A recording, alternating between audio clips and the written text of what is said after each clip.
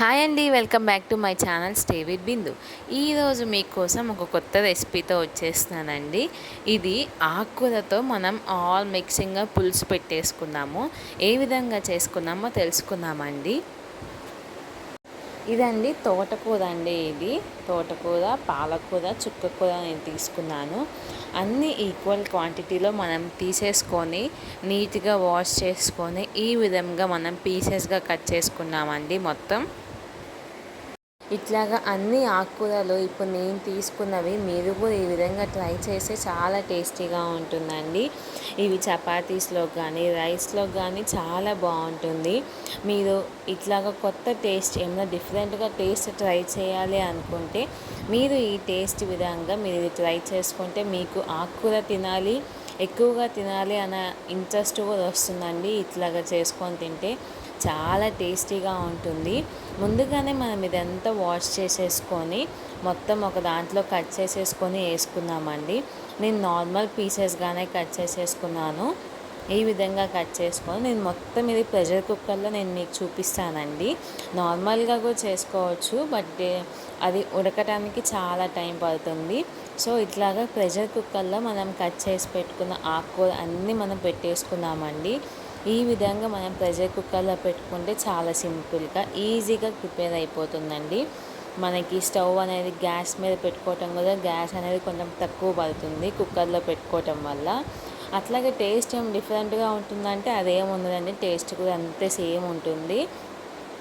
చూడండి, నేను కుక్కర్ నిండగా ఇది పెట్టేసాను కదా, దీనికి ఒక చిన్న సైజు ఆనియన్ మనం తీసి కట్ చేసుకున్నాము. నేను ఇక్కడ మిర్చి కొంచెం ఎక్కువ యాడ్ చేసుకుంటున్నానండి, ఎందుకంటే చుక్కకూర కొంచెం పుల్లగా ఉంటుంది కదా, ఆ పులుపుకి కాంబినేషన్ మనకి స్పైసీనెస్సే కాబట్టి మనం స్పైసీనెస్ ఎక్కువ తీసుకుంటే చాలా టేస్టీగా ఉంటుంది. ఇంకో 2 టొమాటోస్ కూడా మనం యాడ్ చేసుకొని మొత్తం దీంట్లో యాడ్ చేసేసుకున్నామండి. కుక్కర్ నిండా వచ్చేసింది కదా అండి, ఎటువంటి ప్రాబ్లం ఉండదు, బయటికి పొంగదు, ఏమి ప్రెషర్ ఎక్కువ అవ్వదు. ఎందుకంటే ఇది ఆకుకూర కాబట్టి ఉడికే కొద్దీ చాలా మెత్తగా అయిపోతుంది.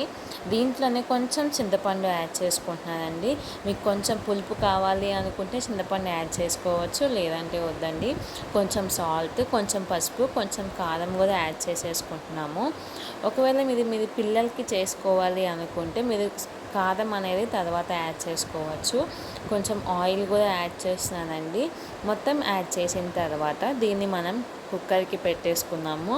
మొత్తం ఒకసారి మిక్స్ చేసేసుకున్నామండి. టొమాటో అంతా అడుగుకి వెళ్ళిపోయి ఆకంతా పైకి వచ్చేలాగా మనం మిక్స్ చేసేసుకొని ఒక 5 విజిల్స్ దాకా మనం పెట్టేసుకున్నామండి.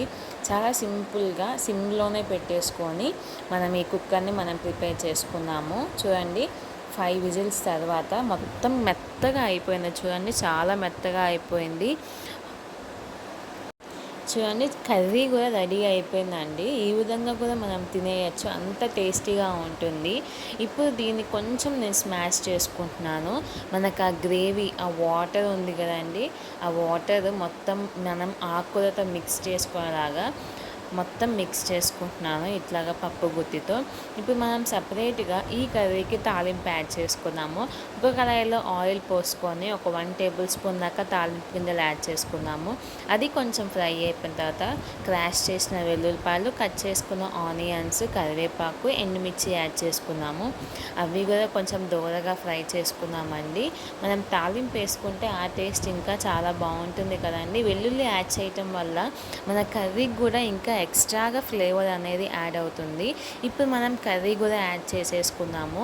ఇది ఆయిల్ మొత్తం ఆ వెల్లుల్లి ఫ్లేవర్, ఆయిల్ ఫ్లేవర్ మొత్తం కర్రీకి పట్టేలాగా మనం ఈ విధంగా స్లోగా మిక్స్ చేసుకుంటే మన కర్రీ అనేది ప్రిపేర్ అయిపోతుందండి.